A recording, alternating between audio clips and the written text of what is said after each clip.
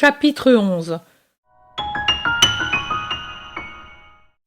Ils entrent dans la ville et montent au temple, et après avoir adoré le Seigneur, Jésus revient dans la cour où les rabbis donnent leurs leçons. Les gens l'entourent, et une mère, venue de Cyntium, présente son enfant qu'un mal a rendu aveugle, je crois.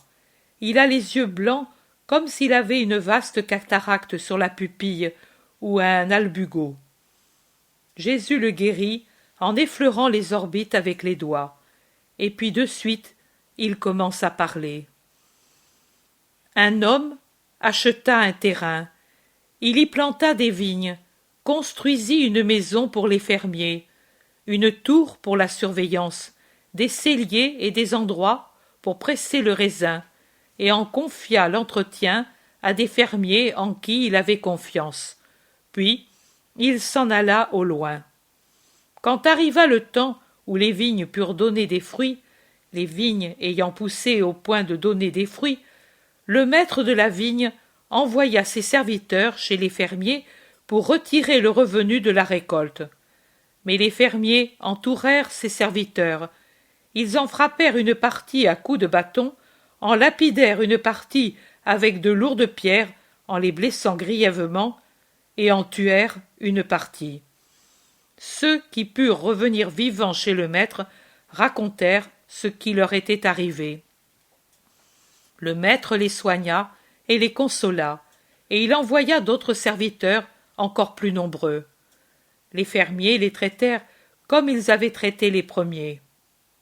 Alors le maître de la vigne dit : « Je vais leur envoyer mon cher fils.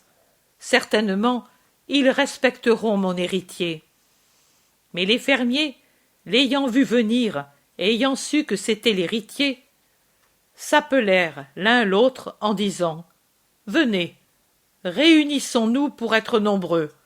Entraînons-le dehors, dans un endroit écarté, et tuons-le.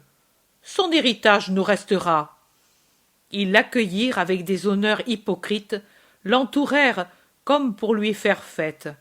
Ensuite, ils le ligotèrent après l'avoir embrassé, le frappèrent fortement et avec 1000 moqueries. Ils l'amenèrent au lieu du supplice et le tuèrent.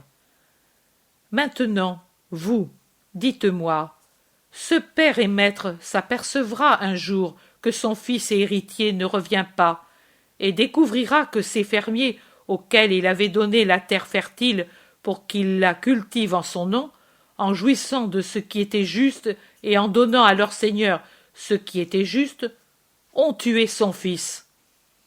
Alors, que fera-t-il ? Et Jésus darde ses iris de saphir enflammés comme par un soleil sur ceux qui sont venus, et spécialement sur les groupes des Juifs les plus influents, pharisiens et scribes, répandus dans la foule. Personne ne parle. Dites donc, vous au moins, rabbis d'Israël, dites une parole de justice qui persuade le peuple de la justice. Moi, je pourrais dire une parole qui ne serait pas bonne, d'après votre pensée. Parlez donc, vous, pour que le peuple ne soit pas induit en erreur.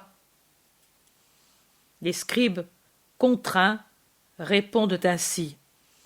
Il punira les scélérats en les faisant périr d'une manière atroce, et il donnera sa vigne à d'autres fermiers pour qu'ils lui la cultivent honnêtement, en lui donnant le revenu de la terre qui leur est confiée. Vous avez bien parlé. Il est écrit dans l'Écriture, la pierre que les constructeurs ont rejetée est devenue pierre angulaire.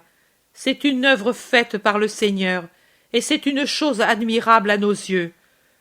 Puisque donc ceci est écrit, et vous le savez, et vous estimez juste que soient punis atrocement ces fermiers meurtriers du fils héritier du maître de la vigne, et qu'elle soit donnée à d'autres fermiers qui la cultivent honnêtement, voilà que pour ce motif, je vous dis, le royaume de Dieu vous sera enlevé, et il sera donné à des gens qui en produisent des fruits. Et celui qui tombera contre cette pierre se brisera, et celui sur lequel la pierre tombera sera écrasé. Les chefs des prêtres, les pharisiens et les scribes, par un acte vraiment héroïque, ne réagissent pas. Si forte est la volonté d'atteindre un but. Pour beaucoup moins d'autrefois, ils l'ont contré.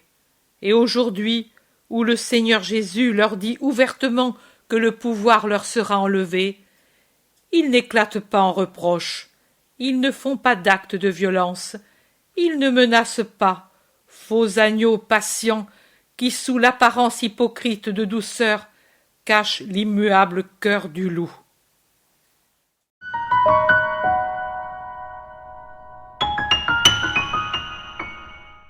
L'intérêt pour les écrits de Maria Valtorta ne cesse de grandir.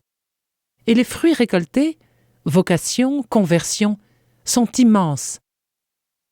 Visionnaire de la vie du Christ, de la conception de Marie jusqu'au début de l'Église, sa description des personnages, de leur psychologie, la précision des lieux où ils évoluent, des coutumes et mœurs de l'époque, est proprement sidérante et à ce jour inégalée.